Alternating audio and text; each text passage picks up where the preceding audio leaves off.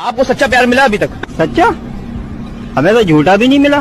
झूठा प्यार भी नहीं मिला। हमारे घर तो रिश्ते वाले आते हैं, बोलते हैं लड़का दिखाओ, लड़का दिखा दो, बोलते हैं डॉक्टर को दिखाओ।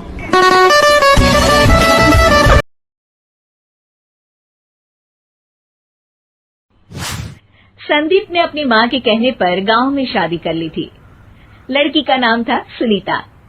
माँ का कहना था एकदम मॉडर्न बहू नहीं होनी चाहिए, लेकिन उन्हें नहीं पता था कि गांव से आने वाली बहू सुंदर सुशील तो होगी और उसको गांव से बाहर भी निकाल लाएंगे, लेकिन उसके अंदर का गांव कैसे बाहर निकलेगा?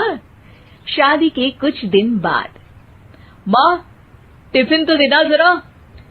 बेटा अब तो स्कूल नहीं ऑफिस जाता है, माँ से नहीं अपनी बीवी से टिफिन मांगा कर। ओके माँ।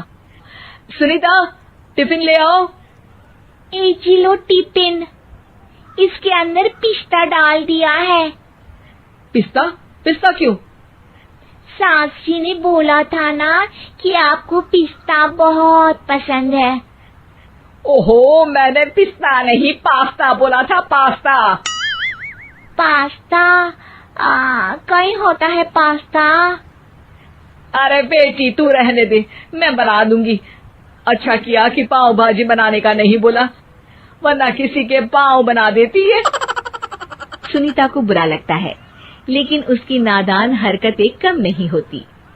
ऐसे ही एक दिन, अरे तुमने ये क्या लगाया है?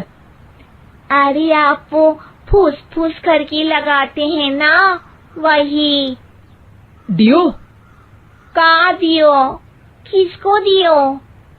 अरे वही ना जिससे खुशबू आती है। हाँ हाँ सही पकड़े हैं। अच्छा लेकर तो आना। कौन सा डियो लगाया तुमने? अभी लेकर आते हैं जी। संदीप की बात मानकर सुनीता अंदर से खुशबू वाला फुसफुस लेकर आती है। ओएमजी! ओएमजी मतलब ओ माय गणेश ना। अरे ओएमजी छोड़ो, और ये खुशबू वाला फुसफुस की बात कर रही थी तुम? हाँ इसी की, फिर से सही पकड़े हैं। अरे देवी, लेकिन आप सही नहीं पकड़े हैं, ये डियो नहीं है। डियो नहीं है तो क्या लियो है?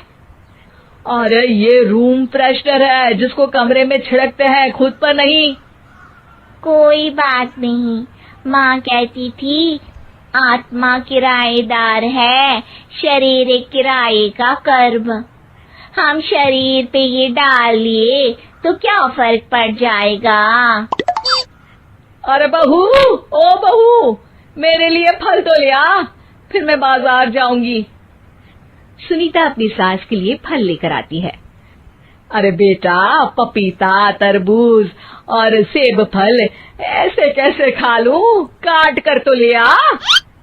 माँ जी, मेरे गांव में तो खेत से उठा के सीधा खा लेते हैं। अरे ये तेरा गांव नहीं है ना। अरे संदीप, तू ही कुछ समझा देना इसको बेटा। मैं कैसे समझाऊं माँ, ये तो माइक्रोवेव को भी भट्टी बोलती है। कल मैंने बोला हाय कैसी हो, तो बोलती है किसी को हाय नहीं लगानी चाहिए। अरे सुनीता, तेरा क्या होगा?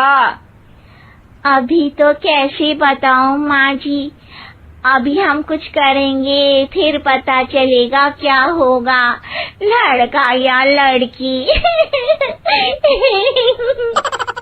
हे भगवान, कहाँ से आ गई है? रामपुर से जी, आप ही तो लेकर आए थे मुझे। अरे मुझे माफ कर दो। पहले कोई गलती तो करिए जी, आपकी तो सारी गलती माफ कर देंगे हम। हाँ अरे बहू, मेरी बात सुन, फल यानी कि फ्रूट जब भी लाए ना तो काट कर लाना, ठीक है? जी ठीक है माँ जी, फल यानी फ्रूट यानी काट के लाऊंगी। सुनीता रोज ही कोई ऐसी हरकत कर देती जिसकी वजह से उसे घर में 2 बातें सुननी पड़ती। एक दिन, माँ मेरे बॉस घर पर आने वाले हैं शाम को। उनका बर्थडे है, फैमिली साथ नहीं रहती उनके, तो यही पार्टी कर लेंगे। उनको अच्छा लगा तो शायद मेरा प्रमोशन भी हो जाएगा। मैं ना फ्रूट केक लाकर फ्रिज में रख दूंगी और तेरे साथ आज खाना मैं बनाऊंगी, ताकि जब साहब आए तो खाने में कोई गड़बड़ ना हो। शाम को जब सारी तैयारियां हो जाती है, संदीप के साथ बड़े साहब भी घर आते हैं।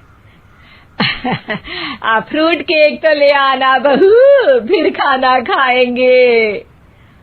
अरे इस सब की क्या जरूरत थी, आपने बुलाया वही काफी है। सर, आपका परिवार शहर में नहीं है तो हम ही आपके परिवार जैसे हैं सर। इतने में ही सुनीता फ्रूट केक लेकर आती है और बड़े साहब की टेबल पर रख देती है, और जैसे ही केक के ऊपर का बॉक्स हटाती है, ओह, ये क्या है? केक तो कटा हुआ है, मैं तो ऐसा नहीं लाई थी। आप मुझे शाबाशी दे सकती है माँ जी, मैंने ही केक काट दिया।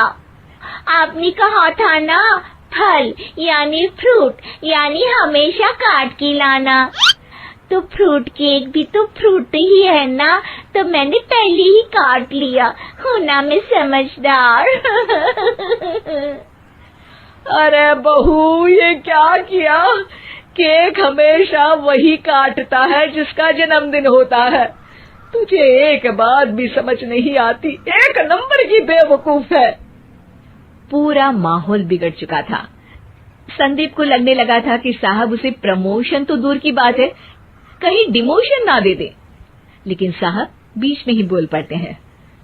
अरे कोई बात नहीं, ये इनकी बेवकूफी नहीं है, इनका भोलापन है। बेटा आप कहाँ से हो?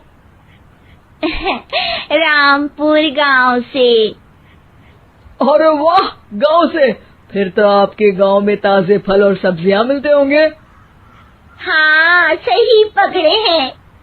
हम तो काटते भी नहीं, सीधा खा लेते हैं। मैं ना एक बार तुम्हारे गांव घूमने जरूर चलूंगा। क्यों संदीप, ले चलोगे ना? मुझे गांव घूमना बहुत पसंद है। बस फिर क्या था, संदीप और सास दोनों खुश हो गए, क्योंकि साहब को सुनीता ने गांव की बात करके खुश कर दिया था। अब संदीप का प्रमोशन पक्का था। शिक्षा, कभी भी किसी भी गलती पर घबराना नहीं चाहिए। हो सकता है कि उस गलती की वजह से आगे बड़ा फायदा हो जाए।